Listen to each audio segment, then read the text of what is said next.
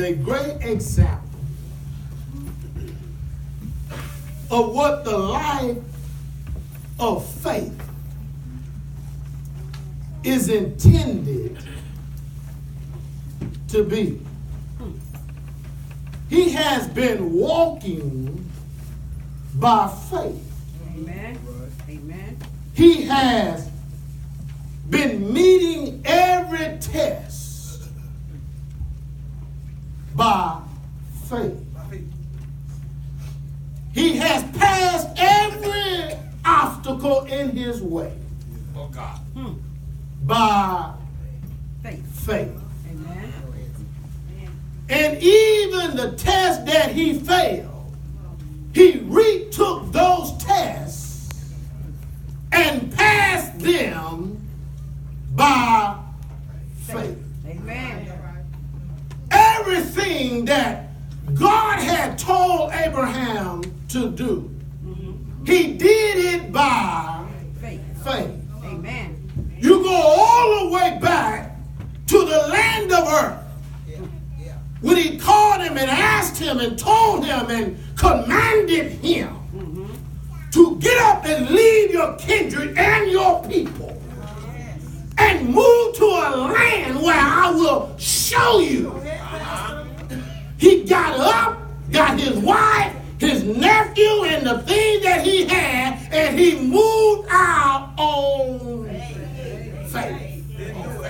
Go ahead. Come on now. Come on. He didn't say, give me some details to the plan. He didn't say, Lord, I will do it, but let's sit down and tell me step by step what you got planned for me. Oh God. Matter of fact, God didn't say, get up and move from Conroe to Galveston. Get up and move from Conroe to San Antonio. Get up and move from Conroe to Oklahoma. Get up and move from Conroe to New York. He said, get up from Earth and just start moving. Come on. Come on. And when you get to where I want you to stop. Oh, I wish I had somebody.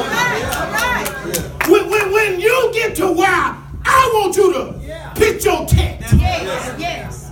I tell you to stop. Amen. Come on now, Pastor. Come on. I'm talking about 98 years. Come on. Yeah.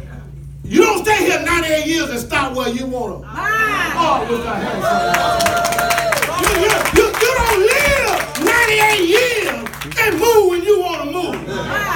Turn right when you want to turn right. Turn left when you want to turn left. Get up when you want to get up. Lay down when you want to lay down. No, you got to be led by the Master. Amen.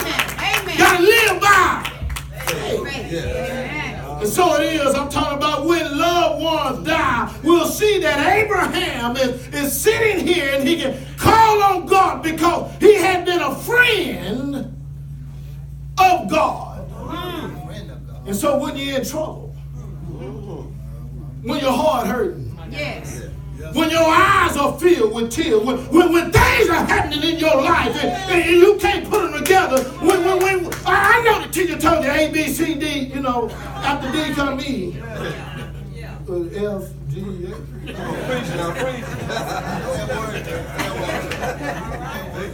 Come on, You know, Pastor. gonna come a time, A, you can't say A, B, C so easy. Some of y'all been there, right? There's gonna come a time when A plus 1 don't matter. 2 don't come so easy. But see, when you've been walking with God, hello somebody. When you have passed a few tests in your life, and you've done those tests by faith and not by sight, then you don't have to know what 1 plus 1 is. You just do it. You just do it. Amen. Because you know whatever you plant, Come on. it's going to grow. All right. And you know when you plant 1 apple seed, you don't get 1 apple back. You understand what I'm saying? You understand that when I plant one seed apple, I'm going to get a bush of apples. All right. Oh, I wish I had somebody. So Abraham here, he had, down through the years, he had been walking by faith. Amen. And in verse 2, we are told that he is in Hebron, which is in the land of Canaan. And the Bible tells us that in Deuteronomy chapter 11, verse 11, that Canaan is a land of hills and valleys. The life is kind of like the land of Canaan. Life is like hills. Oh, it's the hand somebody. Hills and valleys. Come on. But see, Abraham had been on the mountaintop. And it's easy to serve God when you're up here. Say that. When you got your mountaintop experiences. Oh, I know the Lord, He's good. And His mercies are everlasting. You know, black ties and green suits and white shirt. We all can do that, can't we, preachers? But when you're down in the valley, when everybody talking about you, got your name thrown up and down Conroe, and all of it is a lie. Is God good then? Will you preach His uncompromising gospel then? Will you live by faith then? So Abraham here, he's had some mountaintop experiences, but he has also had some valley experiences. He has had great joys, but he's also experienced great sorrows. And Abraham here, he is going to come to those valley experiences in his life. And he is going to face the burial of a loved one. And not just any loved one. It's dear old Sarah. And as we read down through this chapter, you will discover that burying places is used about 10 or 11 times. And this afternoon, we want to talk about the death of a loved one. Amen. Not any old death, though. My Lord. We're talking about our dear Sister Reed. Amen. Maria. My dear. Sister Maria.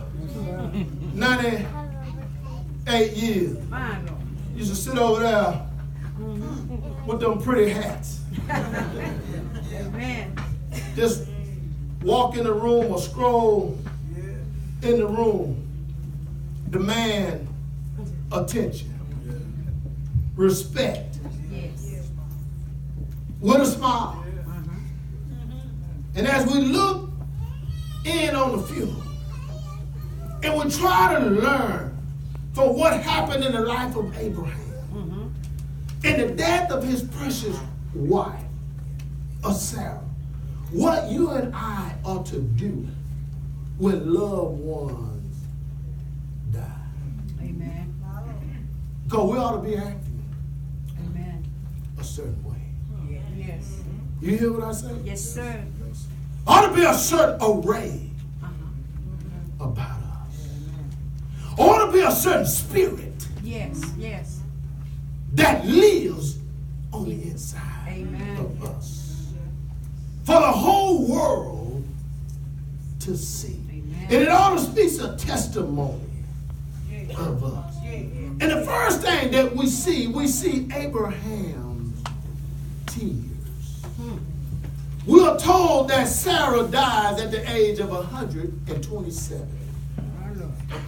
Evidently, Abraham is not there when she dies.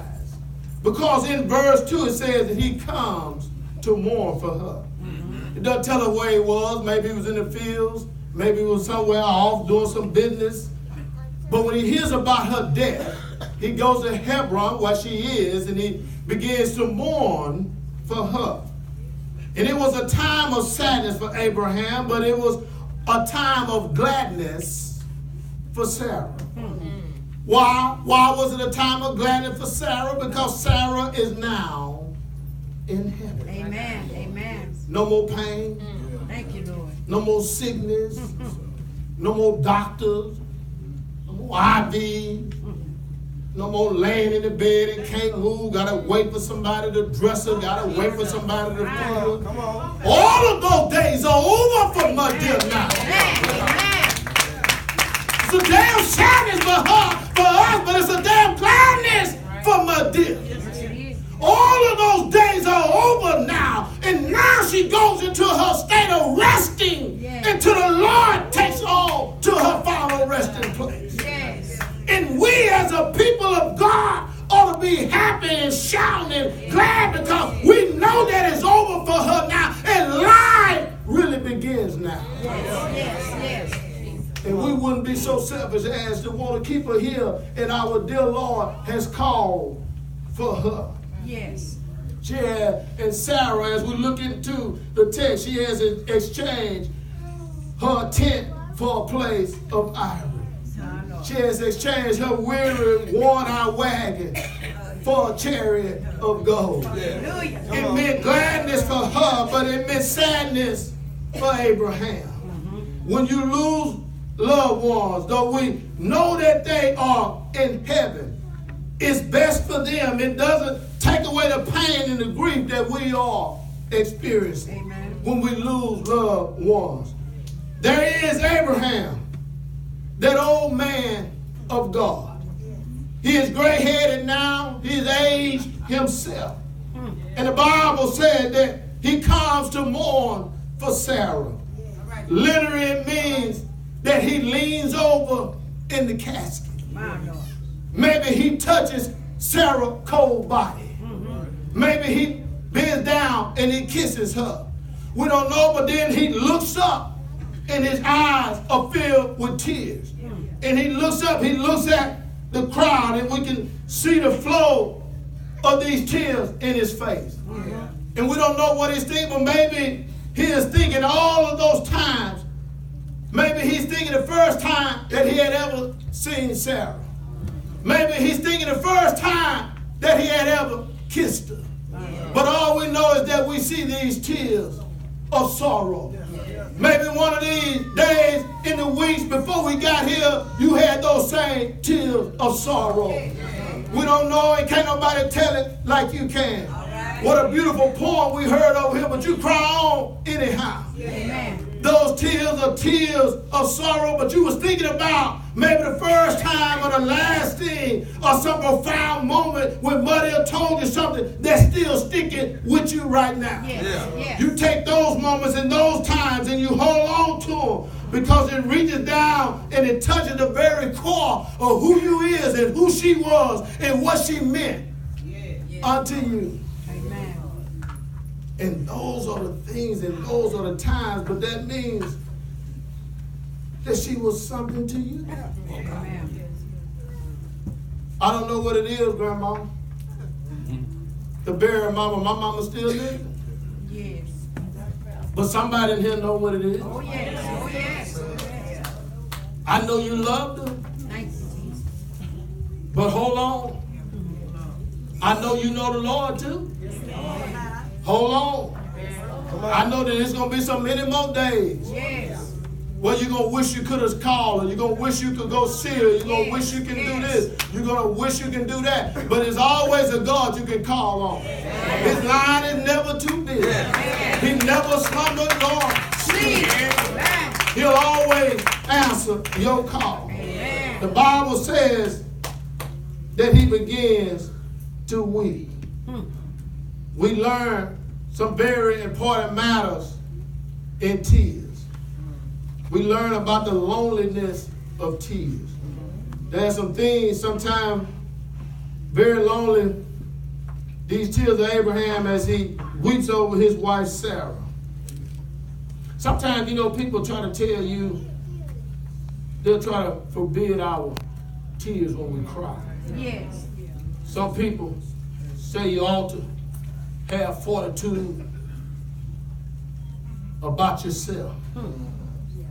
That when you lose loved ones, you are not to shed tears, but you ought to be stoic. There are others who believe that shedding of tears is a sign of weakness. It is not a sign of weakness. Amen. When you study your Bible, you will find that the most courageous men in the Bible shed tears. What a courageous man Moses was, and yet Moses knew what it was to weep. Jeremiah, that great prophet,